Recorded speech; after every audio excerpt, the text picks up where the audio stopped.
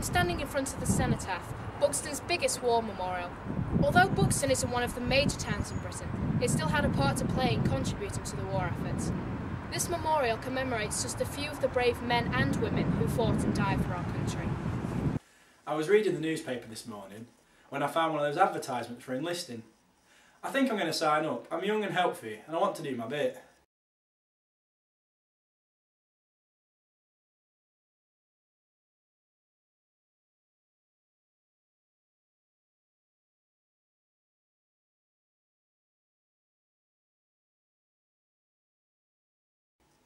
Mary, the wife, isn't too happy, but I'll be home in no time. After all, it's for king and country. War efforts involved more than just the enlistment of men to fight. Throughout the war years, the local farmers played their part, reducing livestock numbers and growing vital crops to sustain the population. Those too young to sign up were made to work in the fields to maximise the yield from the somewhat unusual crops. A few years ago, my flock of sheep was twice the size it is now.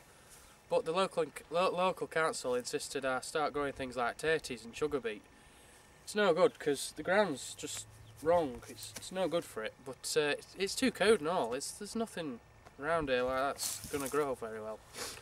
But so I'm pretty scared for my livelihood because the stuff I know is all gone virtually. But I've got to do my part for the war and stuff. There were many hospitals throughout the country helping to treat soldiers suffering from the horrors of war. At the Dome, the spring water, for which the town is famous, was used to treat those suffering from post-traumatic stress disorder, or as it was known at the time, shell shock. I am a nurse at the Cavendish Hospital, and I must say, my role has changed during this war. We are now treating mainly soldiers, most of whom have shell shock. We have state-of-the-art equipment, most of which uses water treatment from jets to saunas. It's lovely being able to help the brave boys recover after the things that they have seen. Many men who enlisted from Buxton went on to join the Sherwood Foresters Regiment. Those whose troops were trained locally were joined by a Canadian regiment. To keep spirits high and raise some healthy competition, Inter-Regiment Sports Day was held in Buxton between the Canadians and the Buxtonians. We're here on one of the local fields for a little competition between us and the Canadian lot. They joined the local regiment recently and the officers organised today to get us talking and getting to know each other. We're winning, of course. As we've seen, much was done in Buxton during the war, from fighting to farming and post-war treatments. Buxton is a small town, yet its inhabitants did their part.